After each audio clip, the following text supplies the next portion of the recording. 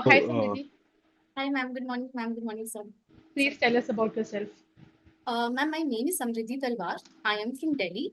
I completed my schooling from Mount Carmel School, Anand Niketan in Delhi. Thereafter, I did my BBA LLB from University School of Law and Legal Studies, which is the main campus of Guru Gobind Singh Indraprastha University in Delhi itself. My graduation completed in 2022. Ever since then, I have been preparing for judiciary. Why you choose judiciary as a career option? Ma'am, there are three reasons for me choosing judiciary. The first is that it has been my dream to be a judge. Secondly, ma'am, the role of a judge is to dispense justice. And I believe justice is very close to my heart and is an essential facet of the society. It is inalienable in the society. And if I get the opportunity to be a judge, I will be able to dispense justice, no matter however small at a level, but I'll be able to dispense justice and see the impact right in front of my eyes, which So I think is Samriddhi, do you valuable. think that justice cannot be delivered through any other profession? A doctor treats people, ठीक है? Lawyer जो हैं वो कई बार pro bono applications भी court में लेकर जाते हैं, है ना? उनके लिए लड़ते हैं। तो ऐसे बहुत सारी प्रोफेशंस हैं जहाँ पे लोग एक दूसरे के लिए मदद करते हैं, जस्टिस प्रोवाइड करते हैं, एक लॉयर भी कर सकता है। So how Ma'am, judiciary is different that way? I'll add one more, I'll add like another thing to it. That is dispensing justice in furtherance of the rule of law. Because I really enjoy the law, which was my third reason to be a judge. Because the role of a judge is to dispense justice upholding the rule of law, and law always keeps on evolving with the society. So, if I'm a judge, I can interpret the law, or I can, sorry, I can't interpret the law, but I can implement the law as it is. I can see the law being implemented. And yeah, ma'am, that is, I think, that is Are you why. aware about the functioning of the court in district courts? Are you aware about the work culture of judges? Ma'am, I have interned with an additional district judge also. So I will not say I have complete understanding of it, but I do have a brief understanding of it. Okay, ये बताइए कि Yes. एक मामले में सुनवाई चल रही है। आप जो है सिविल जज क्लास 2 है किसी कोर्ट में, एंड एक एडवोकेट के ऊपर आपने कॉस्ट लगाई है जो कि आपके पावर में है। एंड जनरली वहां पर जो कॉस्ट लगाई जाती है वो 500 या 100 रुपए के आसपास लगाई जाती है, बट चूंकि आपके पास पावर में था और आपको लग रहा था कि एडवोकेट जानबूझ करके इस तरीके की चीजें करते हैं, कई बार डिले करते हैं अननेसेसरी, तो आपने 5,000 रुपए की कॉस्ट जो है किसी एडवोकेट के ऊपर लगाई जो कि आपकी पावर में था। और इस बात से चिढ़ करके सारे एडवोकेट्स ने आपकी कोर्ट में आने से मना कर दिया, बॉयकॉट कर दिया आपका। इन सिचुएशंस को आप किस तरीके से डील करेंगी? So, firstly, I would try to communicate with the advocate. I would like to speak to them and explain to them why I impose such a cost. Because imposing cost will also have to be with reasons. If I'm imposing a higher cost than usual, however, if the advocate does not oblige with the same and continue to boycott my court, I have provisions of contempt of court, which can be implemented under Section 1 if it is disturbing the proceedings of my court, which in this case is. I have the provision of section 340 of the CRPC, read with 345 of the CRPC, or I can also file a complaint under the Contempt of Courts Act. Okay, तो आपके court में नहीं आना contempt of court का case बनाएगा?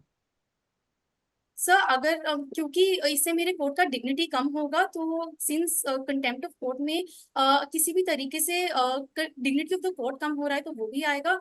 तो in my understanding, yes sir.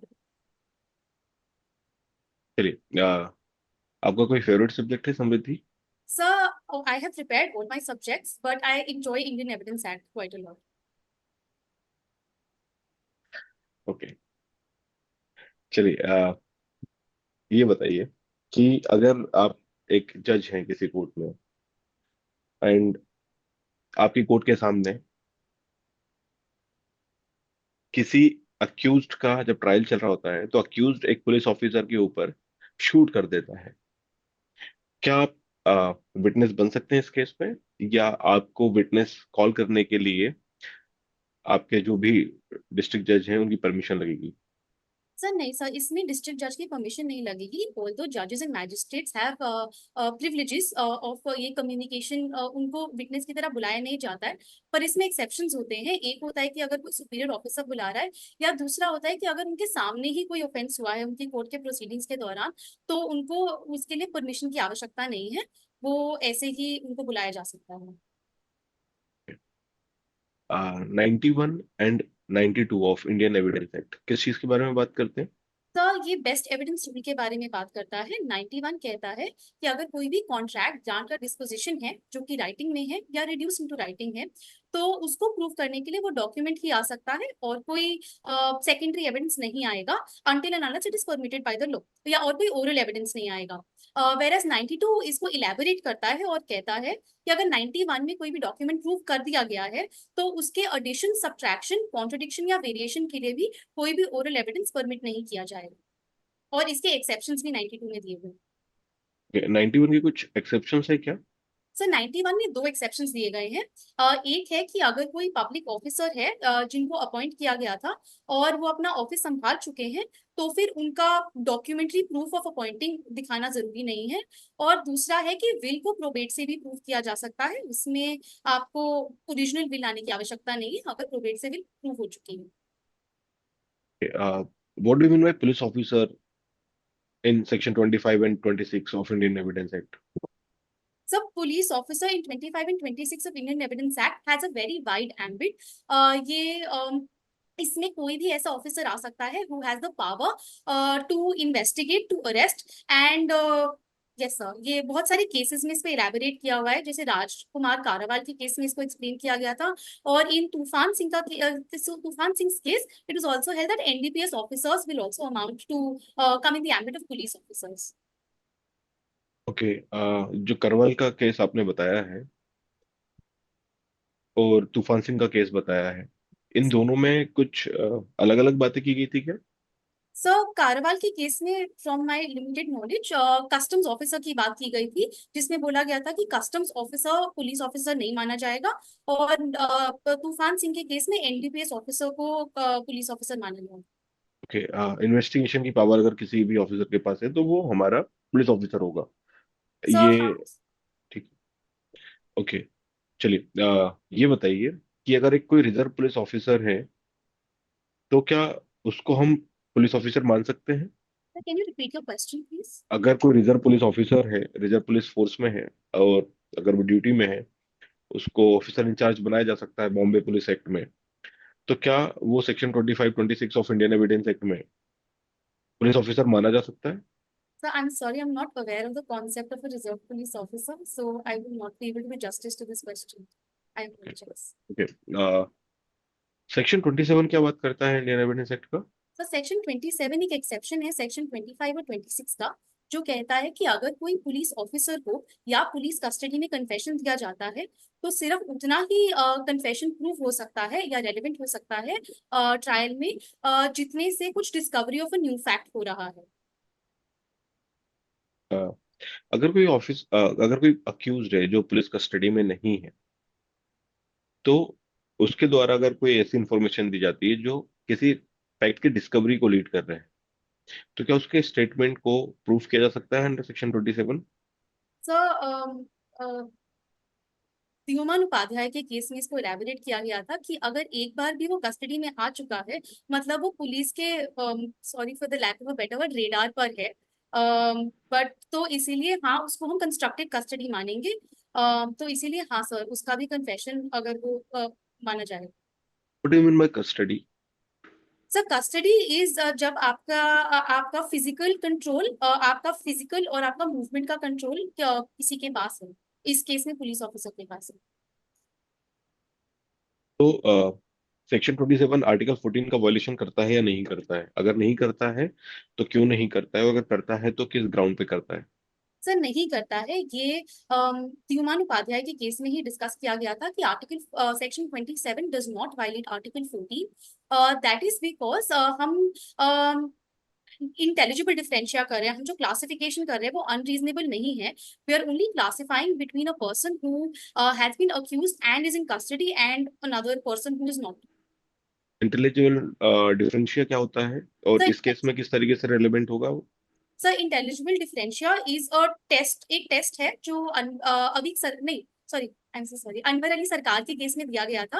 Article 14 का violation है कि नहीं प्रूव करने के लिए इस टेस्ट में दो चीजें होती हैं। सबसे पहला इंटेलिजिबल डिफरेंशिया होता है और दूसरा रीजनेबल क्लासिफिकेशन होता है। तो इंटेलिजिबल डिफरेंशिया का मतलब होता है कि अगर हम अगर लॉ किसी चीज के इन्हीं दो चीजों के बारे में डिफरेंशिएट कर रही है तो उस डिफरेंशिएशन के बारे में कुछ इंटेलिजिबल ग्राउंड्स पे होना चाहिए, कुछ पर्पस होना चाहिए उसका।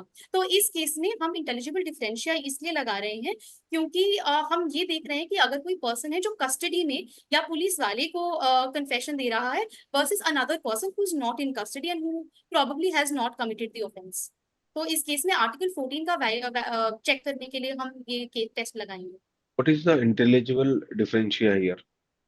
So the intelligible differentia is that a person is an accused, there is reasonable suspicion and there is reasonable apprehension that he has committed the offense. There's probably also information कि उसने ये ऐसा offense किया है और वो police custody में है। तो अगर वो पुलिस कस्टडी में है तो there is also probability that he is susceptible to police pressure और harassment by the police कि confession extort किया जा सके, इसीलिए ये intelligible differentia है। क्या अभी भी इंटेलिजिबल डिफरेंशिया यूज किया जाता है या कॉन्सेप्ट चेंज हो गया आर्टिकल 14 में? सर आर्टिकल 14 में कॉन्सेप्ट इंटेलिजिबल डिफरेंशिया यूज होता है पर कॉन्सेप्ट और इलेबोरेट हो गया है by EP Royappa and Maneka Gandhi का केस। पहले दो पॉइंट्स जो है वो हैं अभी भी कि इंटेलिजिबल डिफरेंशिया होना चाहिए और रीजनेबल क्लासिफिकेशन होना चाहिए, पर उसके साथ साथ लॉ को भी देखना पड़ेगा कि क्या वो लॉ जस्ट फेयर और रीजनेबल है या नहीं। गोल्डन ट्रायंगल क्या है? So golden triangle is it refers to the connection of three articles, which is article 14, 19 and 21 कि इन तीनों को गोल्डन ट्राइंगल या गोल्डन ट्रिनिटी कहा जाता है। मनेका गांधी केस में इसको डिवाइस किया गया था कि अगर कोई भी लॉ है जो आर्टिकल 14, 19 या 21 का वायलेशन करती है तो वो अनकॉन्स्टिट्यूशनल डिक्लेयर कर दी जाएगी। और इन्हीं तीन आर्टिकल को क्यों गोल्डन ट्रायंगल में रखा गया? सर ये तीन आर्टिकल्स को गोल्डन ट्रायंगल में रखा गया है क्योंकि ये तीनों बहुत ज्यादा फंडामेंटल हैं, although all fundamental rights are fundamental but these three together touch on very very important aspects of a person. For example equality है, फ्रीडम है और right to life and liberty है। तो इन तीनों के बिना तो life is not really possible, imagining life not be possible. तो इसीलिए और हम एक्सपेक्ट करते हैं कि लॉ इनको वायलेट नहीं करेगा, एटलीस्ट इन तीनों को। एक केस मैं आपको बताता हूँ, फैक्ट्स बता रहा हूँ। आप बताइए कि उसके स्टेटमेंट की एविडेंटरी वैल्यू क्या होगी। एक पर्सन है, वो पुलिस ऑफिसर के पास जाता है और पुलिस ऑफिसर को जाके बताता है कि एफआईआर में कि मुझे अपने एक स्टेप सन की जो डेड बॉडी है वो एक कुएं में गिरी हुई मिली। एंड उसके बाद जो है वो एफआईआर दर्ज कराता है। बाद में जाकर के जब पुलिस इन्वेस्टिगेशन करती है तो पता चलता है कि the father is the culprit. अब जो एफआईआर में स्टेटमेंट्स दिए गए हैं उसके फादर के द्वारा, क्या उन स्टेटमेंट को यूज किया जा सकता है या नहीं किया जा सकता है against the accused person? Sir, can I repeat what I've understood? So, just so I'm clear. So, there's a person who has given the information to a police officer कि उनको एक डेड बॉडी मिली है। जब police FIR register कर लेती है तो उसके बाद पता इन्वेस्टिगेशन के बाद पता चलता है कि उनके जो इंफॉर्मेंट है उसके फादर ने ऑफेंस कमिट किया है। अब हम जानना चाहते हैं कि क्या इंफॉर्मेंट की इंफॉर्मेशन को यूज किया जा सकता है इन एविडेंस और not. Informant is the father actually, Okay, जो if कि the हाँ। person who gave the information is the father. Okay, so sir ये अग्नु नगेसिया के केस में डिस्कस किया गया था कि अगर कोई पर्सन खुद ही अक्यूज्ड है तो वो एफआईआर दे रहा है तो the confessional portions of his FIR can not be used, पर अगर कुछ भी और इन्फॉर्मेशन मिल रहा है नॉन कन्फेशनल एफआईआर का इस्तेमाल किया जा सकता है और साथ में 27 में अगर डिस्कवरी ऑफ फैक्ट हो रहा है तो वो भी यूज हो सकता ये जो स्टेटमेंट था कि मुझे अपने सन की डेड बॉडी यहाँ पर मिली है कुएं के अंदर और ये सारी चीजें, क्या इस स्टेटमेंट को यूज किया जा सकता है? है। सब कुछ एक्सटेंट्स तक हाँ किया जा सकता है कि किसकी डेड बॉडी मिली है, इंफॉर्मेशन की डेड बॉडी मिली है, कहाँ डेड बॉडी मिली है, ये सब इस्तेमाल किया जा सकता किस सेक्शन में रेलेवेंट होगा ये? है। Can I take a moment? Okay. Sir एक तो सेक्शन 27 में ही रेलेवेंट हो जाएगा क्योंकि डिस्कवरी ऑफ न्यू फैक्ट हो रहा है। इसके साथ साथ आई बिलीव सर सेक्शन 8 में कॉन्डक्ट की तरह भी रेलिवेंट हो सकता है, because an accused himself is coming to the police officer and ये इसका स्टेटमेंट ये कॉन्डक्ट में आ सकता है।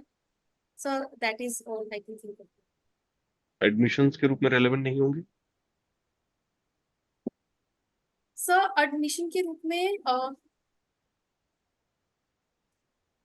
आई am not sure sir. Accused का मतलब क्या है? So accused is a person who is alleged कि उसने कोई ऑफेंस किया है। ओके। और इंडियन एविडेंस एक्ट के रिस्पेक्ट में 25 26 में what do you mean by accused? So accused means a person who has been alleged to have committed an offense, जिसके खिलाफ इंफॉर्मेशन है या जिसके खिलाफ पुलिस इन्वेस्टिगेट कर रही है। तो अगर जो स्टेटमेंट दिए जा रहे थे अगर किसी पर्सन के द्वारा, एंड जिस टाइम पर वो स्टेटमेंट दे रहा था या कन्फेशन कर रहा था उस टाइम पे अगर वो अक्यूज नहीं है, उसके ऊपर कोई एलिगेशंस नहीं लगे हुए हैं, तो क्या उसके स्टेटमेंट को रिलेवेंट मान लिया जाना चाहिए जस्ट बिकॉज उसके ऊपर अभी कोई स्टेट एलिगेशन नहीं लगे जब उसने स्टेटमेंट दिए हैं? सर अगर वो कन्फेशनल स्टेटमेंट है तो नहीं, तब भी 20, क्योंकि 25 तो अप्लाई हो ही जाएगा, क्योंकि वो पुलिस ऑफिसर को दे रहा है और ये कन्फेशनल नेचर का है, even though he is not the accused at that point. And accused means a person who's been accused in the trial and not just I'm sorry, I misspoke. Accused is a person जो accused trial में होता है, तो इसको retrospectively भी apply किया जाएगा।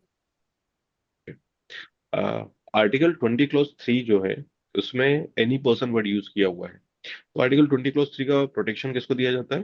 फिर accused को ही दिया जाएगा। ओके। तो विटनेस को कहीं प्रोटेक्शन दिया हुआ है So section CrPC and Indian Evidence act में? So section 132 I can recall right now. 132 of the Indian Evidence Act कहता है कि कोई भी विटनेस जो है वो कोई भी स्टेटमेंट उसको कंपेल किया जा सकता है, और वो लेकिन उसको हम कोई भी लायबिलिटी जैसे पेनल्टी फॉर फीचर, जब भी वो कोई स्टेटमेंट देता है जो उसके लिए इंक्रिमिनेटरी हो सकता है, तो उसको हम कोई क्रिमिनल लायबिलिटी, सिविल लायबिलिटी या फोर फीचर या पेनल्टी के लिए लायबल नहीं करेंगे, लेकिन हाँ कोर्ट उनको कंपेल कर सकता है। साथ में सर सेक्शन 161 सीआरपीसी में विटनेसेस के पास ये ऑप्शन है, जब वो पुलिस वालों को स्टेटमेंट दे रहे हैं, पुलिस ऑफिसर को, तो उनके पास ये ऑप्शन है कि वैसे तो उन्हें सब सच बताना है, लेकिन अगर कोई ऐसा फैक्ट है जिससे वो खुद इम्प्लीकेट हो सकते हैं अगेन क्रिमिनल लायबिलिटी के लिए, पेनल्टी या फॉरफीचर के लिए, तो वो उस फैक्ट को ओमिट कर सकते हैं। हाँ। समृद्धि मुझे ये बताओ, likely to cause death and likely to cause death in ordinary course of nature, इन दोनों में क्या डिफरेंस है? Ma'am, likely to cause death is usually used in section 299, and likely to cause death in probable in ordinary course of nature 300 का clause है। likely to cause death का essentially मतलब है कि कुछ ऐसा एक्ट है जो there is a chance कि most probably ये death cause कर देगा, and in ordinary course of nature is such a circumstance कि there is in ordinary course of action अगर नॉर्मली जैसे चलता है वैसे चलता रहेगा, it's not an extraordinary circumstance, तो डेथ कॉज हो ही जाएगी। If I can explain with an illustration I can, if you type. Ma'am likely to cause death का मतलब है कि if a person stabs another person और शूट्स अ पर्सन, तो इट इज लाइकली कि उसकी सामने वाले पर्सन की डेथ हो सकती है, हो जाएगी। वेयर अगर हम एक चाइल्ड को से 50th फ्लोर से नीचे गिरा दें, तो there is every probable course of nature में डेथ लाइकली है ही। मान लो एक व्यक्ति है, वो किसी को मारने के लिए गया, ठीक है, और उसने उसको मारने की जगह किसी और को मारने की कोशिश करी, ठीक है, जो थर्ड पर्सन था उसको उसने मारा, तो वो थर्ड पर्सन, क्योंकि वो उसे गन से मार रहा था तो वो बच गया, और वो जो थर्ड पर्सन था उसने दोबारा उस पर मारने की कोशिश करी, बट जो गन वो यूज कर रहा था उसमें बुलेट नहीं था और वो बच गया। यहाँ पर क्या हुआ है, एक बार इसको एक्सप्लेन कर सकते हो, क्या मैम ऑफेंस हुआ है? सबसे पहले यहाँ पे जो मेन पर्सन है जिसने मारने की फर्स्ट पर्सन को कोशिश की थी, जिसकी वजह से दूसरे पर्सन को लग सकती थी, ये तो हमारा सेक्शन 300 में, सॉरी अटेम्प्ट टू मर्डर है ये 307 में। हाउ एवर जो सामने वाले पर्सन, जो दूसरा पर्सन था, उसने बिना बुलेट्स के गन वापस मारने की कोशिश करी। Can I ask a question in that? Is that during or is that after the person has tried to hit you? After the person has tried to hit him. तो ma'am ये private defence में तो नहीं आ सकता है अगर उस second person को सफिशिएंट टाइम मिल गया था कि वो पब्लिक रिकोर्स मंगवा सकता, कॉल कर सकता है, या वो खुद अपने आप एस्केप कर सकता है, पर since I don't think, can I take a moment?